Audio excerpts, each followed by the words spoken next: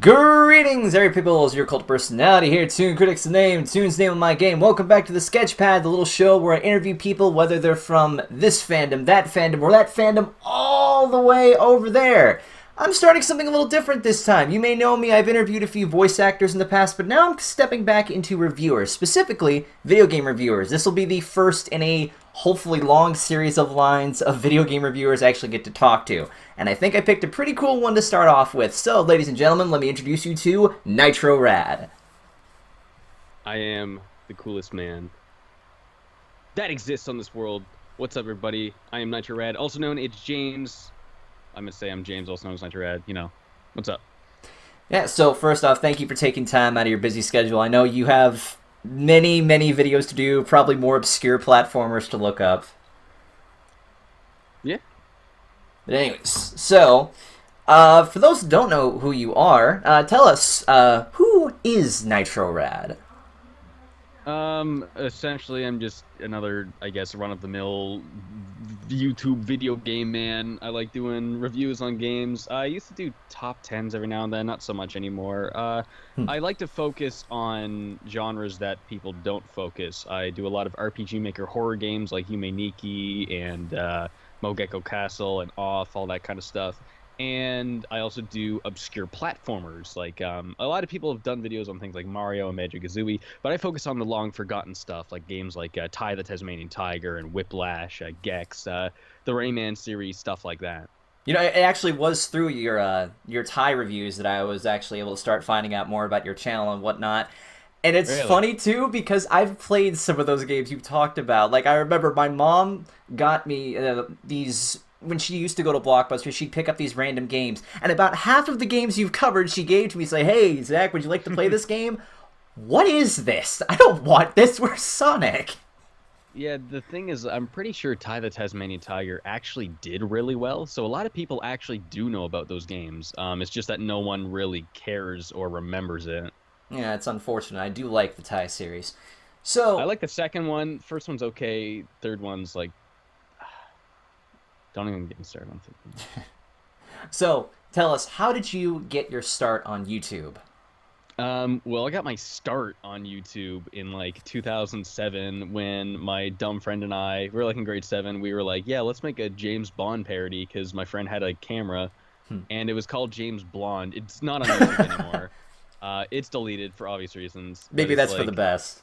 Yeah, and we just started making videos because I've been making videos ever since I was like probably 6 years old. My mom had like an old VHS camera, and I just like making videos. Like I would use like my Bionicle figures and make like stop motion stuff. And then when I found out you could upload stuff to YouTube, because I watched stuff on YouTube. I used to watch like what was that claymation guy, Knox Corner? Knox Corner, yeah. Yeah, used to watch that on YouTube, and that's after that I found out you can make your own stuff and put it on YouTube. I didn't realize like this is something anyone could do. So I started uploading like James Bond parodies, and they were all really bad, like me dicking around with my friends. When I got into high school, I started doing sketch comedy on Garanicore, and years later, I started doing NitroRad, which I think was 2013. Because I've been watching video game reviewers for a long time. That's something I always wanted to do, but I wanted to wait until the time was right, until I had the proper equipment, the proper camera, a good microphone to be able to do all that. Because I didn't want to start, and I didn't want people to look back on my first videos and like hear smoke detectors going off in the background. I don't know if you've ever seen like some call me Johnny's first videos, but yeah, you know.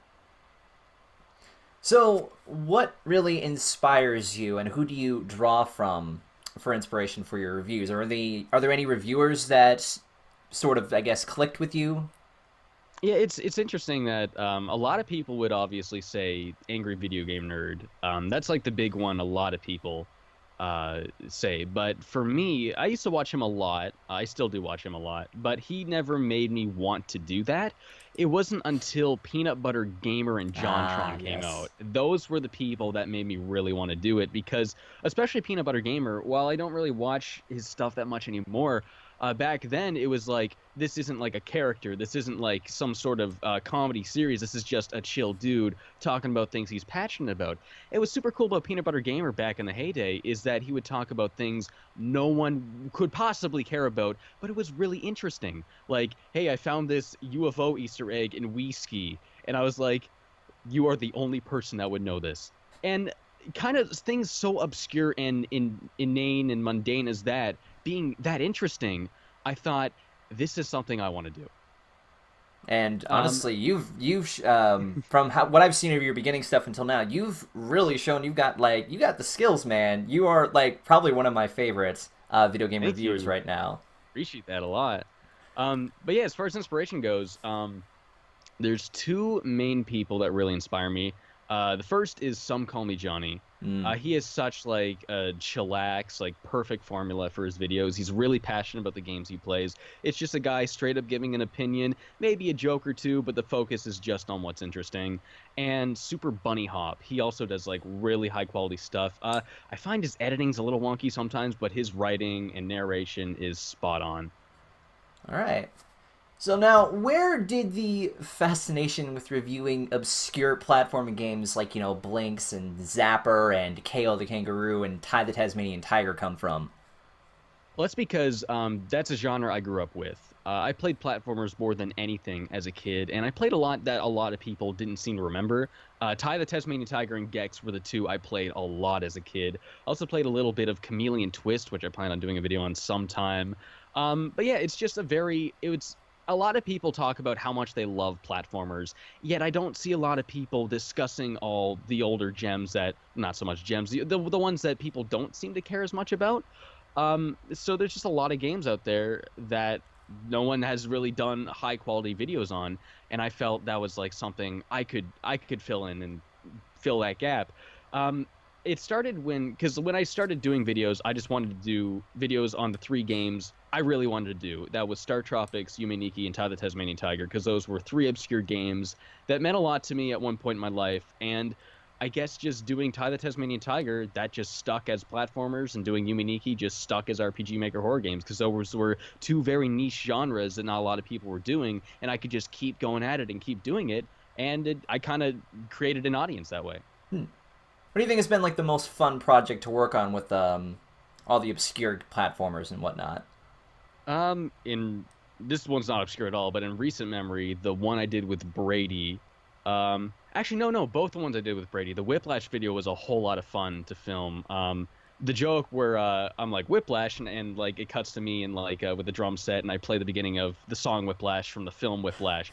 I've never played a drum set in my life before. I learned how to play the beginning of that song just for that video. And I get a lot of comments saying this, like the back and forth between Brady and I is a lot of people find it like really organic. It was a lot of fun to write and a lot of fun to film. That and the Sonic Adventure video, that Hmm. was even more fun because Brady is an even bigger Sonic fan than I am, and the two of us sat down over the course of 3 separate days when we were hanging out. We sat down, we recorded like the entirety of Sonic Adventure, and we had a laptop with like Microsoft Word open, and we literally wrote down so many things we loved. I think we had about 130 by the time we finished Supersonic's campaign, and then we narrowed it down to 100. Then he came over another day, and we just went back and forth and recorded all of them. That was a lot of fun. You probably get a lot of requests too from people like, "Are you going to review this series? Are you going to review that Oh yeah. series?" Like, Oh what's the yeah. one you get the most? I bet you it's like Sonic, or maybe probably Mario, or like Ratchet and Clank, or Sly Cooper, or whatever. I get a lot of, as far as like popular games go, I get a lot of requests for the Banjo games, and a lot of Sony platformers like Ratchet and Clank and Jack and Daxter. I don't think those are games I'll cover because they're like really popular. Maybe Banjo sometime because it's only two games, but like I really don't want to do Ratchet and Clank because that's seven, 8 games. Yeah, A it's a lot of lot to games to cover. cover, and they're all very similar games. And those are more so like adventure shooter games. It's like technically the platformers. There's not really a lot of platforming involved in them. I don't know. The other one I get a lot is like Jack and Daxter, Sly Cooper. Of course, But yeah, yeah. the one platformer I get more than anything is Tak and the Power of Juju. I get Oh so man. many requests for that game, and that is something I do want to do eventually. I don't have any of the games, so I'm gonna try to accumulate them over the years. I know there's like 4 or 5 of them, maybe 3 or 4 of them. But yeah, I'm gonna try and get those. I'm gonna get on that eventually. But the one most requested game ever is not a platformer. It's the RPG Maker game Off, and that's been something I want to do for a while because there's still no like high quality video out there for it. There's just let's plays of it, and that's it. That is something I know a lot of people want me to do, and that is something I do plan on doing probably later this year. Maybe not. Who knows? We'll see what happens. Yeah, with the Banjo series, like, I bet a lot of people probably want you to talk about nuts and bolts because everyone praises, like, Banjo-Kazooie and Banjo-Tooie. No one touches nuts and bolts, like, ever. And Yeah, that's probably a good thing. that's the thing. Like, I've never actually played Nuts and Bolts, but I do have a handful of friends that actually tell me that game's not that bad, and they kind of like it, like in a shitty kind of way. Okay, I guess that makes sense. So, what game do you pop in to get motivation? Like, let's say it's a dry day, it's a boring day, you have no motivation to do anything. You're just looking at your systems like, okay, I'm gonna play that game. What is that game for you? To me, there's two games that really get my brain working, and those games are Dr. Mario and Super Meat Boy. Because those Hmm. are games that are like your brain's constantly working at all like these tiny things like, okay, I gotta move this pill this way, or it's like, oh, I don't know, they're very like quick paced. I don't know. I feel like I can think really clearly when playing those two games. So, not so much that they inspire me, but they get my brain working so I can like work after that. So, definitely Super Meat Boy and Dr. Mario. I really hope they put Meat Boy and a version of Dr. Mario on the Switch because I would love to have those games like portable on the same console. Yeah, I've heard so many great things about the Switch. It only has like Breath of the Wild and like a few other games, but they're putting a lot of effort into the Switch. I can't wait to see what they're actually Oh, going to do till later. I love the Switch. Like the fact that that thing is also portable, like you have no idea how much like I'll be on Twitter or I'll be like watching a Mega 64 podcast or something like that, maybe an episode of Smashify, and I'll just like put the Switch down in front of my computer desk and like just use the gamepad. Like it's so convenient. What is your biggest gaming pet peeve? Like, what's the one thing that annoys you to no end if you spot it in a game? Um, there's a couple things, but the one thing that I noticed a lot while reviewing platformers is developers have this twisted idea of variety. And I think if you want to find out what variety should mean, you should play something like Mario 64 because Mario 64 you have one goal and that's navigating obstacle courses via platforming. And the variety comes from Mario's gigantic move set. Same with the Banjo-Kazooie games. That's more of an adventure platformer than an obstacle course platformer, but the way you'll solve puzzles in your environment, there's a lot of different ways of doing it because you have such a huge move set. You're learning all these different moves throughout the game, especially in Banjo-Tooie where you learn even more on top of that. But a lot of reviewers will create games with smaller move sets and they're like, okay, we need variety, so we'll put in like a helicopter stage or a racing stage that's completely far removed from the rest of the game. I hate that so much. Tyler Tasmanian Tiger did it. Scalar had it a little bit. Rayman 3 did that for the final boss where it was like a first person shooter. What are you doing? I hate that so much. Yeah, they've changed a lot of things. I can think of like Crash Bandicoot: Wrath of Cortex. I can think of Star Fox Adventures. Like they introduce these things and then they're never shown again. I'm like, okay, what's the point of this then? You've Yeah, introduced it and there's no point. I remember, I don't know which Jack and Daxter game it was. That's a series I've never played, but I remember one of the guys from Naughty Dog was talking about how he was so sick of like, yeah, we're gonna put all this programming into like this one boat vehicle that you'll use like once for a minute in the game, and it's like, why would you do that? And I agree with that. Like, it's a lot. You make a much more organic game by putting a lot of effort into like the core mechanics and then kind of branching level design off of that instead of kind of making a very simple game with simple level design and then trying to make several more different games to add variety. Mario Galaxy kind of does that, but I think the game does it really well because like there's like the manta ray race and there's like the thing where you're on the ball, but I mean that's still like a slight deviation of what's still an obstacle course kinda. That and those are like actually kind of fun, unlike the racing missions and like tie 3 are god awful. Yeah. I believe variety is very important. There has to be a very delicate balance of it because, like it or not, it's gonna piss off somebody. There's statistically, it'll piss off somebody. Yeah, I just find it gets really invasive in some games where they make it mandatory. Some games do it well, like I don't mean like the Mario 64 kind of variety where it's like one very focused kind of gameplay, but like multiple styles of gameplay variety. I think Ratchet and Clank does that well because there's like the space missions and there's the rocket boarding missions, and that stuff's actually kind of fun because I don't know, it's not like an overwhelming amount of different play styles. It's kind of like one or two extra ones that aren't very invasive. You might do it very briefly, and you can continue doing it for like bonuses. I think that's like kind of a nice way of handling it, but some games really go overboard with it. Yeah, I've noticed.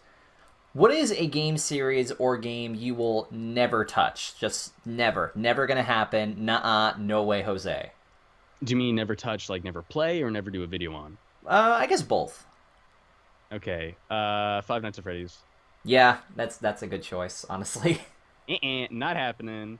Uh, no, I don't even want to go there because I mean I have very strong opinions on that game, and I know a lot of people disagree with those opinions. I don't think those games are good horror. A lot of people are gonna like poop on me for saying that. A lot of people might be like, yeah, but that's not something I need to make a video about and just kind of broadcast my shitty opinion about it so people can get mad. Like, it's not worth it. What is one reviewer you would love to work alongside? Some call me Johnny. Honestly, he is like Jesus Christ to me. He collaborates with a lot of people. Lately, he did one with Ant Dude. Like maybe Ant Dude. Like I've only watched a I like couple of Ant his Dude. videos. He seems like a super cool guy. I follow him on Twitter. He's like a mega cool guy. But yeah, one of those two. They seem like really easy to work with, really chill, super cool. That'd be cool. Yeah, I would love to eventually work alongside Cat Icarus. Like he is like my inspiration at this point. Like I love his Oh stuff. yeah. What keeps you going and motivates you to keep going as not just, I guess, a gamer in, the gaming world and also the reviewer in YouTube world? My naive desire to become famous. Like every day I see that sub count going up, I'm like, one of these days I'm gonna be able to live off that YouTube money. Probably not, but I mean, I just have this like naive obsession with just becoming famous or YouTube fame, quote unquote YouTube famous. I don't know. I just want to be able to earn enough money off YouTube to like quit my shitty pharmacy job that I hate. Um, that'd be nice. That's kind of like the goal, even though that goal is probably not realistic. But I mean, that and I feel like I have like this stupid sworn duty now that like there's a lot of games that deserve attention and like high quality reviews and videos on like kind of explaining and detailing them, and those aren't going to exist unless I make them exist. And I feel obligation to do that now at this point because I've just done it for so many games. There's so many games that still need it. No, I get what you mean. Yeah. But actually, there was a bonus question I wanted to throw in. So, as a cartoon lover, I want to ask you, what cartoons did you grow up with? Oh man, my answer is going to be very different. I'm assuming you live in the United States. Yeah. Yeah. Okay. My answer is going to be very different than yours. Well, where are you from? I'm from Canada, so I grew up with a lot Ah. of Canadian cartoons. My favorite cartoons was Being Ian. It was a Canadian cartoon made by Ian James Corlett. He was the voice of Mega Man in that like 90s I think it was 90s Mega Man cartoon, the American one. He was Yeah. also the original voice of Goku before Sean Chamel took over. Yeah, he's also the voice of Sly Cooper in the upcoming Sly Cooper film. Yeah, he made a cartoon about a young, he was like 12 or 13-year-old filmmaker named Ian who kind of had like two wacky brothers that were like pranking him all the time. And I found that show very relatable because at the time I was exactly that. I was like a 10-year-old filmmaker making like my own little films with my friends. This is before like I was even doing YouTube stuff, and I could relate to that show so hard. I also really liked Teen Titans as a kid. That and Kid Paddle, that was a big one. That's another Canadian one.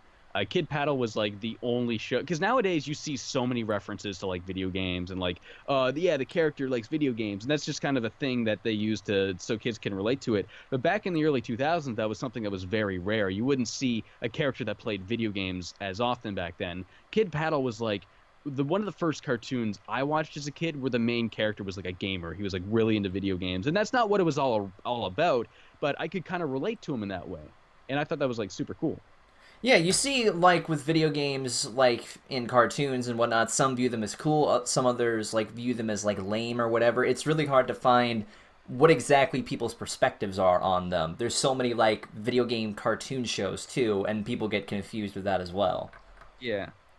And I also may say, I think Canada also has, I think they made the Donkey Kong Country TV series, that's a nightmare and a half. I don't know about that. Maybe it was done by like Canadian studio. I don't know. I try to avoid that. I don't look into it. Yeah, you trust me. You're better off not never seeing it. I used to watch the show all the time as a kid. I'm not gonna lie.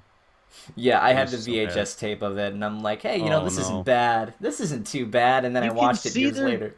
you can see their joints. You can see like the ball joints in their arms like phase through the model. It's so bad. Oh, I'm never looking back on the show. I might review it one day, but anyways. Last thing I want to ask, what's the best piece of advice you can give to a reviewer that they probably haven't heard before? I mean, they've all heard like the generic, oh, don't quit or whatever. But what's your piece of advice that you could give? Um,